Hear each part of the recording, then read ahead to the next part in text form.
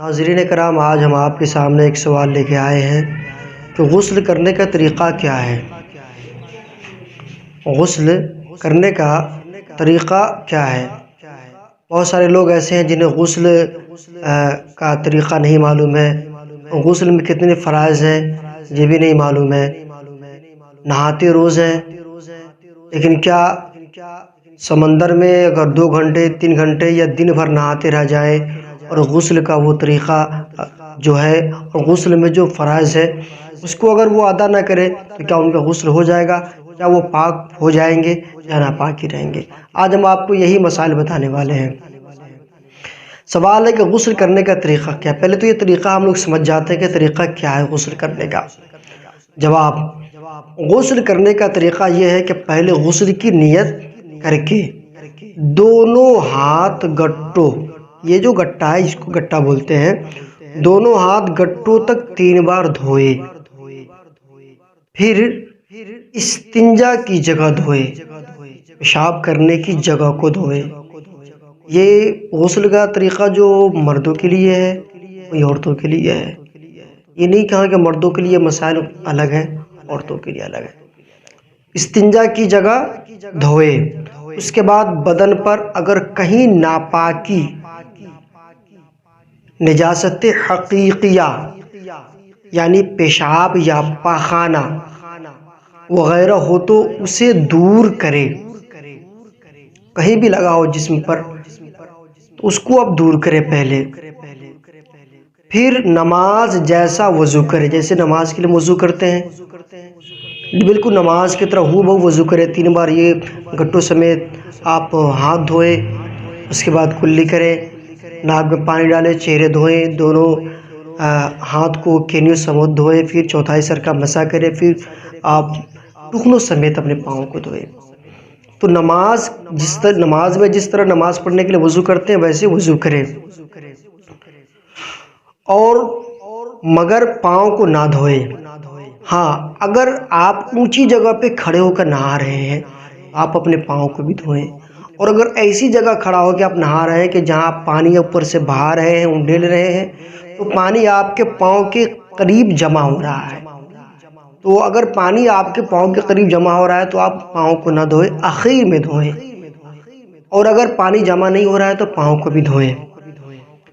اگر چوکی یا پتھر یا اونچی چیز پر، اگر چوکی یا پتھر یا اونچی چیز پر اگر آپ نہا رہے ہیں تو آپ پاؤں کو بھی دھو سکتے ہیں۔ اس کے بعد بدن پر تیل کی طرح پانی کو چپڑ لے، یعنی تیل کی طرح پانی چپڑنے کا مطلب یہ ہے کہ تھوڑا سا پانی ہاتھ میں لیجئے اور ایسے ایسے کر کے اس طریقے جیسے تیل لگاتے ہیں جاڑے کے موسم میں یا گرمی کے موسم میں جو لگاتے ہیں، اس طریقے سے چپڑ لے، اس کو کہتے ہیں چپڑنا تیل کو۔ پانی کو تیل کی طرح چپڑے، پھر 3 بار داہنے کندھے پر پانی بہائے۔ یہ آپ کو میں غسل کرنے کا طریقہ بتا رہا ہوں جو آپ دھیان سے سنیں تاکہ آپ کو غسل کرنے کا طریقہ معلوم ہو جائے، اور آپ کے دوستوں کو آپ کو معلوم ہو جائے گا تو آپ دوسروں کو بتائیں گے کہاں کہ غسل ایسے کیا جاتا ہے۔ دیکھا جاتا ہے کہ بہت لوگ غسل کرنے ہی نہیں آتا ہے، اس لیے میں نے مناسب سمجھا کہ یہ مسائل آپ کو بتائے جائیں۔ 3 بار دائیں کندھے پر پانی بہائے اور پھر 3 بار بائیں کندھے پر پانی بہائے، یعنی پانی لیا، اس پر کندھے پر رکھا، ایک ہو گیا، پھر لیا، دوسرا ہو گیا، پھر تیسرا لوٹا لیا، ڈال لیا، پھر 3 بار اس کندھے پہ، یعنی پہلے 3 بار داہنے کندھے پہ اور 3 بار بائیں کندھے پہ پانی بہائے۔ اس کے بعد تمام بدن پر ہاتھ پھیرے،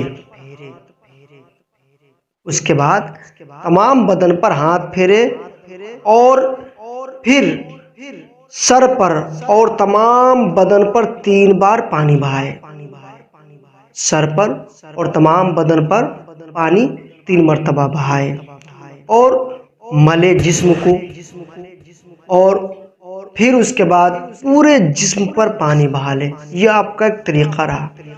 اب آپ بتائیں کہ کیا اتنا کر لینے سے ہمارا غسل ہو جائے گا؟ یہ تو طریقہ رہا جو ہم نے نماز جیسا وضو بھی کر لیا، اونچی چوکی پتھر پہ کھڑے ہو کے ہم نہا بھی رہے ہیں، تو کیا اتنا کرنے کے بعد ہمارا غسل ہو گیا؟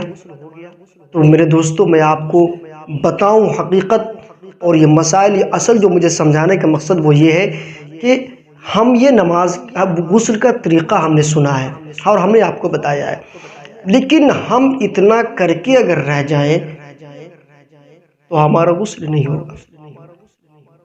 غسل میں وہ 3 باتیں جو فرض ہے جس کو ادا کرنا ضروری ہے، اگر ہم اس کو ادا نہیں کرتے ہیں تو ہمارا غسل نہیں ہوتا۔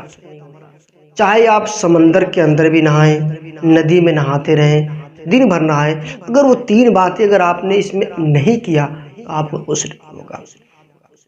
وہ سوال یہ ہے کہ وہ 3 باتیں کون ہیں؟ ناظرین کرام نے ہم سے سوال کیا کہ وہ کون سی 3 باتیں جو فرض ہے جس کو ہم کریں تو پاک ہو جائیں گے اور نہیں کریں تو ہم پاک نہیں ہوں گے۔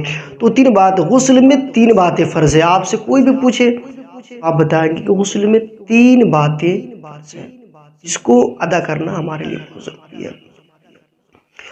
پہلا ہے کلی کرنا۔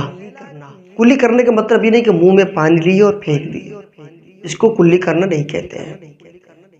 کلی کا مطلب ہے غسل کا کہ منہ میں پانی ڈالے اور اس کو حلق تک لے جائے اور اس کو غرارہ کرے، یعنی پانی حلق تک پہنچائے۔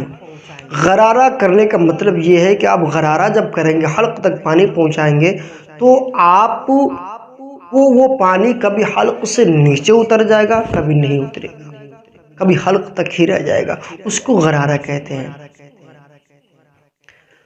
یہ پہلا فرض ہے غسل کا، غرارہ کرنا یعنی کلی کرنا حلق تک۔ دوسرا آپ سماعت فرمائیں، دوسرا کیا ہے کہ ناک میں پانی ڈالنا۔ ناک میں پانی ڈالنے کا مطلب یہ نہیں کہ ہم نے تھوڑا سا پانی لیا اور ناک میں ایسے کیا اور ہو گیا۔ ناک میں پانی ڈالنے کا مطلب ہے، یہ دوسرا فرض ہے کہ ناک کے بانسے تک پانی پہنچنا چاہیے، نرم ہڈی تک پانی پہنچنا چاہیے، اور یہ محسوس ہو جاتا ہے جب ناک کے نرم ہڈی تک پانی پہنچتا ہے تو آدمی کو محسوس ہو جاتا ہے کہ میرے بانسے تک پانی پہنچ چکا ہے۔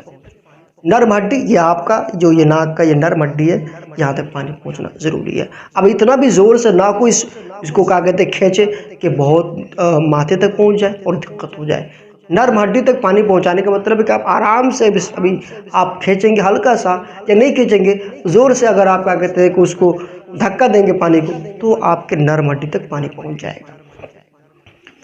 پہلا کلی کرنا، غرارہ کرنا حلق تک، دوسرا ناک میں پانی چڑھانا نرم ہڈی تک، اور تیسرا وہ ہے کہ تمام بدن پر، پورے بدن پر، سر سے لے کر پاؤں تک اس طریقے سے پانی بہانا، اس طریقے سے کہ ایک بال کے برابر ذرہ برابر بھی سوکھا نہ رہ جائے۔ اگر تھوڑا سا بھی، اگر بال برابر جگہ بھی اگر سوکھی رہ جاتی ہے تو ہمارا غسل نہیں ہوتا۔ اس لیے ہر انسان کو، ہر مرد کو خاص کر کے اس بات پہ دھیان دینا چاہیے کہ سر کا بال ہے، ٹھیک ہے ہم نے بھگا لیا، لیکن جسم میں کچھ جگہیں ایسی ہیں جہاں پانی نہیں پہنچتا، وہاں پانی پہنچانا پڑتا ہے۔ اس لیے ہر ایک چیز کا خیال کرتے ہوئے اپنے رانوں کے بیچ میں جو ذکر ہے، جو انثیین ہے، تو یہ سب جگہ جہاں پانی نہیں پہنچتا ہے وہاں ہمیں پانی پہنچانا پڑتا ہے۔ تو اگر آپ کا ذرہ برابر بھی سوکھا رہ جاتا ہے سر سے لے کر پاؤں تک تو آپ کو غسل نہیں ہوگا۔ یہ 3 فرضیت ہے، اس 3 فرضیت کو آپ ادا کر لیتے ہیں تو آپ کا مکمل غسل ہو جاتا ہے، اور نہ آپ اس 3 فرضیت کو اگر نہیں کرتے تو آپ کا غسل نہیں ہوتا ہے۔ تو میرے دوستو آج کی ویڈیو میں اتنا ہی، جو میں آپ کو جو بتایا غسل کا طریقہ، غسل کا فرائض، انشاءاللہ آپ اس کو یاد کریں اور آپ اس کو مکمل دھیان سے سنیں۔ انشاءاللہ پھر ہم کسی دوسری ویڈیو میں آپ سے ملیں گے۔ اللہ کی بارگاہ میں دعا ہے کہ اللہ تبارک و تعالی ہمارے اور آپ کی گناہوں کی بخشش فرمائے۔ رمضان المبارک کے مہینے کی برکت سے اللہ تبارک و تعالی ہمیں نیک عمل کرنے کی توفیق عطا فرمائے، آمین ثم آمین۔